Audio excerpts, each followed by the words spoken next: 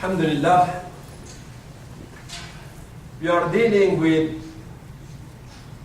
verse 63 to 65, Surah Al-Isra.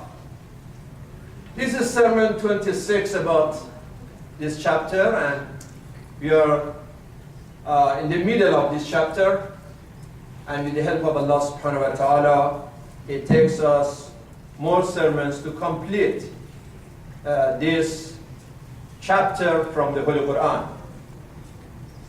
In these verses, we are facing an interesting development, and that is a dialogue between Allah and Iblis. It's interesting to know that Allah talks with everyone, even the Iblis.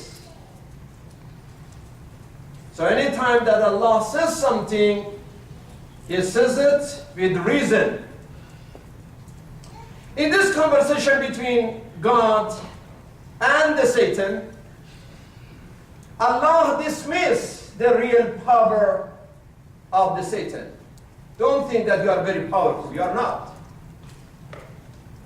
But at the same time, Allah warns the mu'mineen that despite of the Satan being powerless, but to follow him is very dangerous and destructive. Then Allah says, "Oh Satan, use your voice, use your weapon, use your troops, and all kinds of armies available to you. Use your influence through the children of Adam, and use the property and wealth. And finally, you may use even human imagination with all the false promises. But doing all of these things, the only one who are in danger are the ones who follow you and listen to you.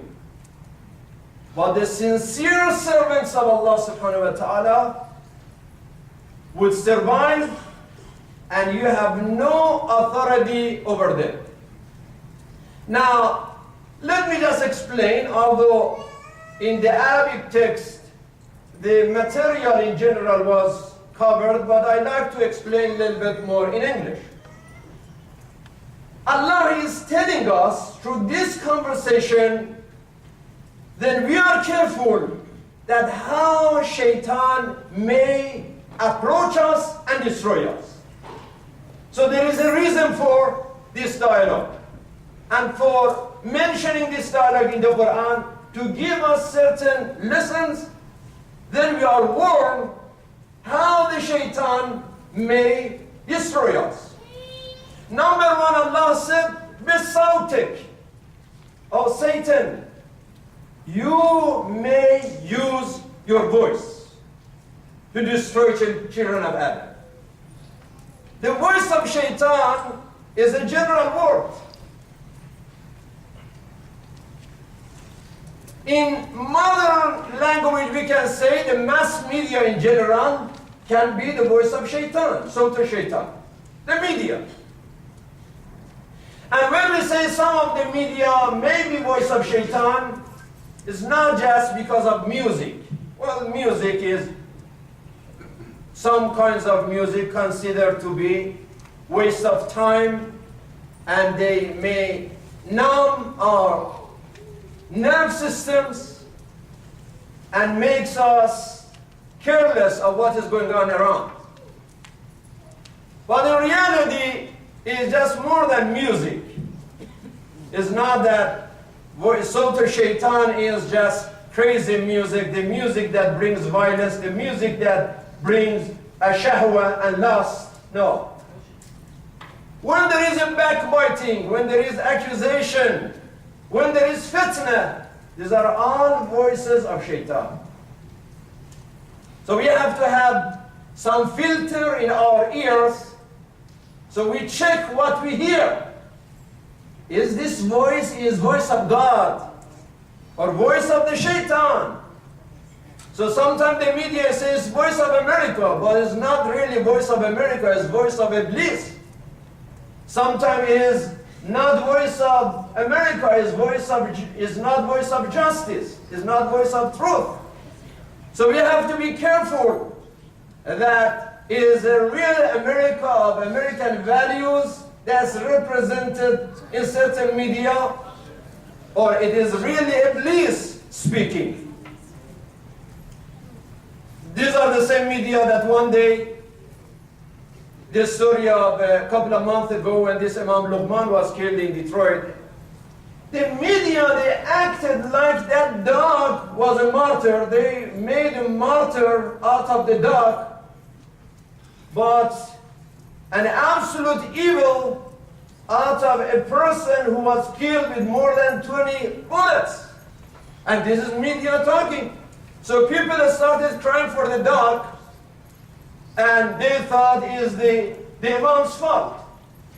So media can create a totally different atmosphere, especially when the media is based on discrimination and racism. It's very destructive. That focus on certain ethnicity or certain faith-oriented groups and have different approach to them.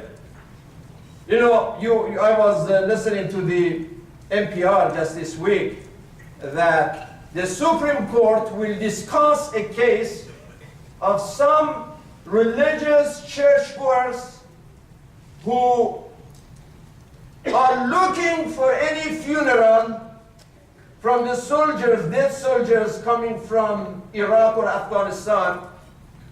And if that soldier is from the gay groups, a gay soldier, they go to the cemetery and they insult the family, and more than that, they carry the signs like saying, "Thank God for the dead soldier.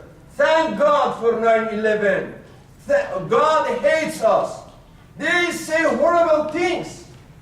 And now the court is to decide whether they are guilty or not. As a matter of fact, so far, the U.S. court has said that what they said is part of freedom of expression protected in the First Amendment of the U.S. Constitution. That is fine for them to say that. But the same media, if there is another group, another ethnicity, another faith-oriented group, and say the same thing, you can see the reaction. So the first thing is that, oh Satan, you may use your sautek, your voice, to destroy the faithful. Number two, you may use your violent aggression, like estafzes, means to making so much noise and so much harassment. And you may use that as well, as we see they are using it. Like now, those people who explode bombs in Baghdad or in Karbala, in Najaf, in Kabul, in Karachi, in different parts of the world. What they are doing, instead of expressing their vote, they are using their weapon.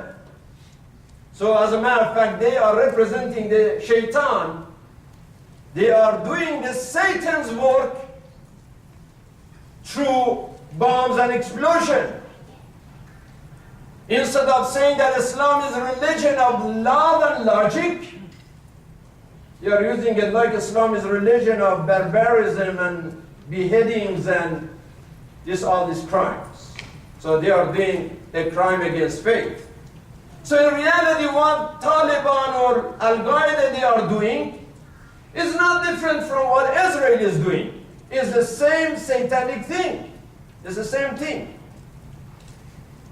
That's how come this lady, Rachel Corrie, whose family was in CNN just a few days ago, This is a 23 years old American lady who went to Gaza to support the suffering people in Gaza, the children of Palestine.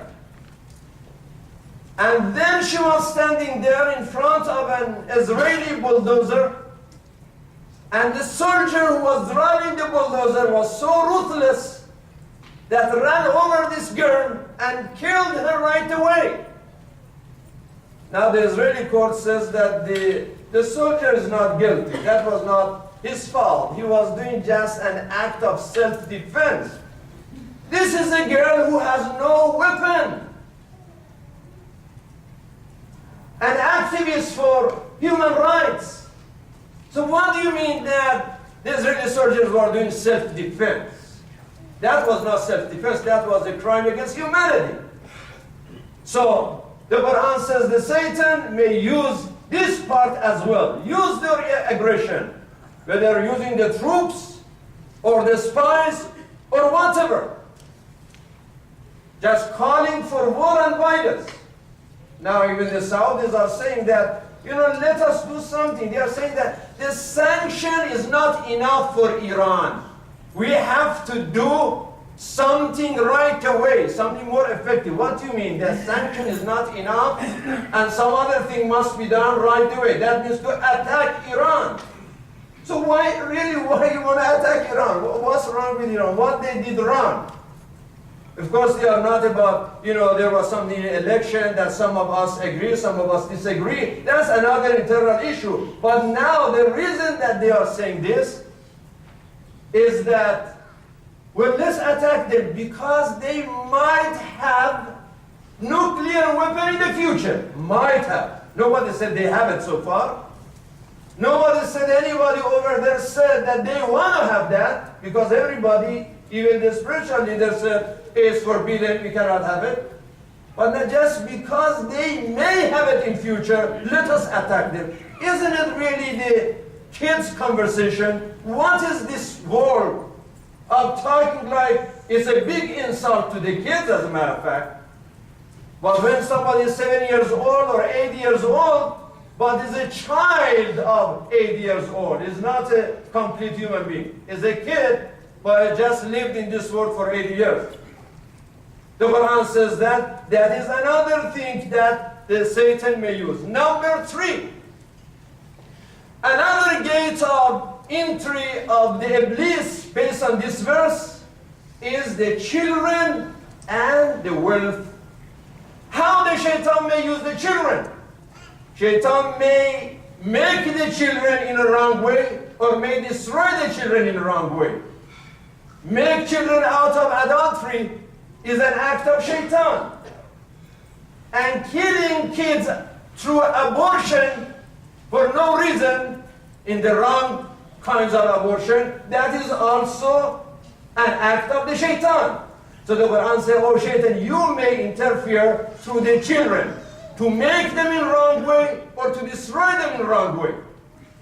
And also through the wealth and amwal, through money. Well, we know that money by itself is not evil. Money might be blessing. Money can save people. Money can make hospitals and school and educate humanity and save the world. We just heard in the news that this man, Carlos Salim from Salim, right? He was a son of a Lebanese immigrant who immigrated to Mexico in 19th century, and he is the son of that person, and now he is the wealthiest man of the world. Right? He is the head of Bill Gates and other with $53.5 billion. Nothing wrong with having money. But the point is how you earn it, how you save it,